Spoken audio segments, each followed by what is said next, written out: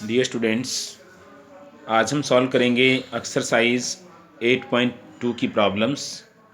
Topic है applications of mid point theorem. बेटा, इस एक्सरसाइज की प्रॉब्लम्स को अच्छे से सिंप्लीफाई करने के लिए मिड पॉइंट थ्योरम और उसके कन्वर्स पार्ट को पहले अच्छी तरह समझना ज़रूरी है। आइए उसको समझते हैं। स्टेटमेंट देखिए बेटा मिड पॉइंट थ्योरम की। The line segment joining the midpoints of the sides of a triangle is parallel to the third side and equal to half of it।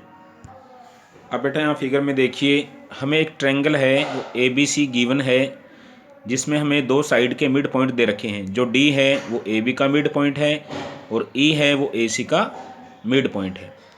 तो हमें यहाँ पे क्या प्रूव करना है? हमें ये प्रूव करना है कि जो डी ई है, ये जो लाइन सेगमेंट है, ये बी सी के पैरेलल है और बी सी का हाफ है। ठीक है, तो सबसे पहले हम स्टेटमेंट के अकॉर्डिंग क्या हमें गिवन है, क्या प्रूव करना है, कुछ हम यहाँ पे कंस्ट्रक्ट करेंगे, ये सब देखते हैं। Triangle A B C is a triangle, ठीक है ना। A B C is a triangle in which D and E are the mid points of side A B and A C respectively. ये हमें गिवन है। हमें क्या prove करना है? जो डी ई है वो बी सी के क्या है, पैरेलल है, और जो डी ई है वो बी सी का हाफ है, हाफ ऑफ बी सी। तो हम यहाँ बेटा कुछ कंस्ट्रक्शन करेंगे। एक्सटेंड डी ई लाइन को इस तरह से बढ़ाएंगे एफ पॉइंट तक, सच दैट कि जो डी ई है वो ई एफ के इक्वल हो, और हम सी एफ को ज्वाइन करेंगे। ठीक है ना। अब हम क्या करेंगे, जो ट्रायंगल ए ई डी है और सी ई एफ है, इन दोनों ट्रायंगल्स को आप कॉन्ग्रेंट दिखाएंगे using side angle side congruence rule. ठीक है ना। जो ए ई है वो क्या है, सी ई के इक्वल है। क्यों? क्योंकि ई है वो मिड पॉइंट है ए सी का, और ये जो एंगल है ये आपस में इक्वल है because of vertically opposite angle. ठीक है। और जो डी ई है वो ई एफ के इक्वल है। ये हमने कंस्ट्रक्ट किया है बाय कंस्ट्रक्शन। तो ये दोनों ट्रायंगल क्या हो जाएंगी, कॉन्ग्रेंट हो जाएंगी because of side angle side congruence rule. इन दोनों ट्रायंगल्स के कॉन्ग्रेंट होने के बाद हम इनके कॉरस्पॉन्डिंग पार्ट्स को देखेंगे, वो क्या हो जाएंगे बेटा, इक्वल हो जाएंगे। ये जो एंगल है वो इस एंगल के इक्वल आ जाएगा। जो एंगल ए है यहाँ पे, ये एंगल सी के इक्वल आ जाएगा, और ये क्या है, अल्टरनेट इंटीरियर एंगल्स। और ए डी जो साइड है वो सी एफ के इक्वल आ जाएगी, क्योंकि ये दोनों ट्रायंगल कॉन्ग्रेंट हो गई हैं। ठीक है ना। ये जो साइड है ए डी फिगर में देखिए, वो सी एफ के क्या है, इक्वल आ जाएगी। ठीक है ना। और यहाँ पे भी देखिए, अगर ये इक्वल है तो ये भी इक्वल है, क्योंकि डी क्या है, मिड पॉइंट है ए बी का। ठीक है ना। तो हम देखेंगे यहाँ पे कि बी सी एफ डी या डी बी सी एफ एक पैरेललोग्राम बन जाएगी, और पैरेललोग्राम में अपोजिट साइड्स क्या होती हैं, इक्वल एंड पैरेलल। ठीक है ना। ई हम देख रहे हैं क्या है, मिड पॉइंट है किसका, डी एफ का। ओके, तो हम क्या करेंगे, जो डी ई है ये लाइन किसके पैरेलल आ जाएगी, बी सी के, और ये उसका हाफ हो जाएगी। ठीक है, इसको देखिए प्लीज़। तो वीडियो को भी पॉज करके आप अच्छे से इस स्टेप को समझ सकते हैं कि ये जो दो एंगल आ गए हैं ये क्या है, अल्टरनेट इंटीरियर एंगल्स। और जब अल्टरनेट इंटीरियर एंगल्स इक्वल होते हैं तो साइड्स क्या हो जाएंगी, पैरेलल। तो ए डी साइड है वो पैरेलल होगी किसके, एफ सी के, और डी बी साइड भी क्या हो जाएगी, पैरेलल हो जाएगी एफ सी के, इसी वजह से। ठीक है। अब आप देखिए, ए डी है वो डी बी के इक्वल है, और ए डी है वो एफ सी के इक्वल है। ठीक है। तो जो डी बी है वो किसके इक्वल आ जाएगी, एफ सी के इक्वल आ जाएगी। यहाँ से इस रिजल्ट को देखिए, ए डी है वो डी बी के इक्वल है, इसी तरह जो ए डी है वो एफ सी के इक्वल है, तो एफ सी और डी बी क्या हो जाएंगे, आपस में इक्वल हो जाएंगे। ठीक है। अब आप quadrilateral B C F D में देखिए, जो डी बी है वो एफ सी के पैरेलल है, साथ साथ आप फिगर में भी देखिए, और जो डी बी है वो एफ सी के इक्वल भी है। तो बी सी एफ डी क्या हो जाएगी, पैरेललोग्राम हो जाएगी।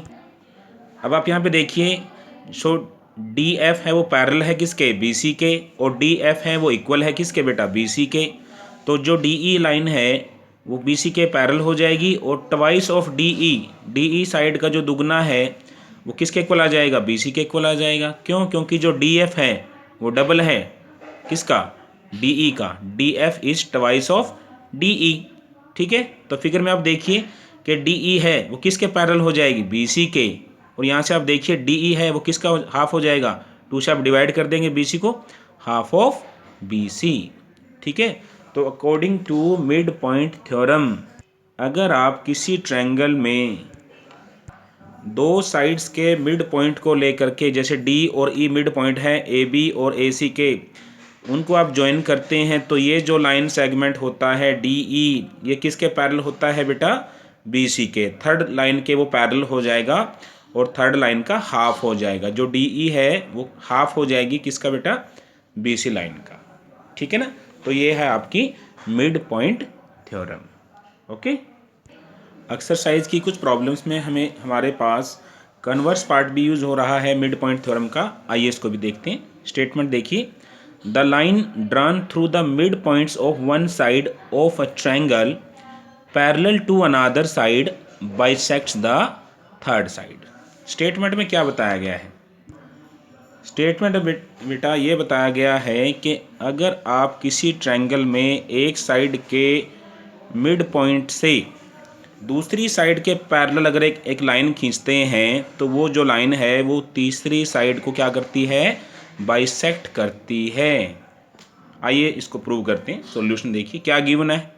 हमें एक ट्रायंगल गिवन है, A B C is a triangle in which D is the mid point of A B and D E parallel to B C.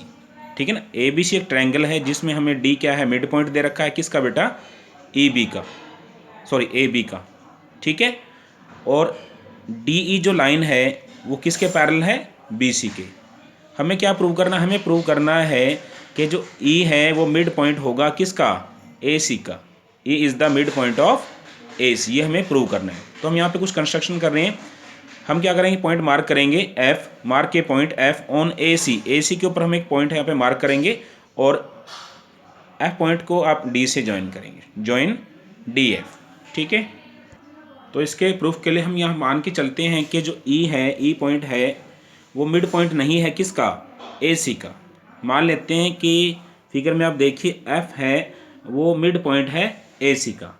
Figure में साथ साथ देखिए बेटा, हम यहाँ सपोज कर रहे हैं कि ई है वो मिड पॉइंट नहीं है ए सी का। मान लेते हैं कि एफ क्या है? मिड पॉइंट है ए सी का। तो हम क्या करेंगे? मिड पॉइंट थ्योरम लगाएंगे। जो डी एफ है, ये जो लाइन है वो किसके पैरेलल होगी? बी सी के। और जो डी ई है ये हमें गिवन है वो बी सी के पैरेलल है। यहाँ पे देखिए D F is parallel to B C according to mid point theorem. और ये हमें गिवन है कि जो डी ई है वो पैरेलल है किसके बेटा? बी सी के। तो आप फर्स्ट और सेकंड रिजल्ट से देखिए हमारे पास क्या रिजल्ट आ रहा है। ये जो दोनों लाइन हैं ये दोनों बी सी के क्या हैं? पैरेलल है, तो आपस में भी पैरेलल हुई। डी ई है वो क्या हो जाएगी? पैरेलल हो जाएगी इसके बेटा? डी एफ के। ठीक है। But lines D E and D F R intersecting lines. ये क्या हैं? Intersecting line. और वो किस पॉइंट पे इंटरसेक्ट कर रही हैं? डी पॉइंट पे इंटरसेक्ट कर रही हैं। ठीक है। तो यहाँ पे कॉन्ट्राडिक्शन अराइज हो जाएगा।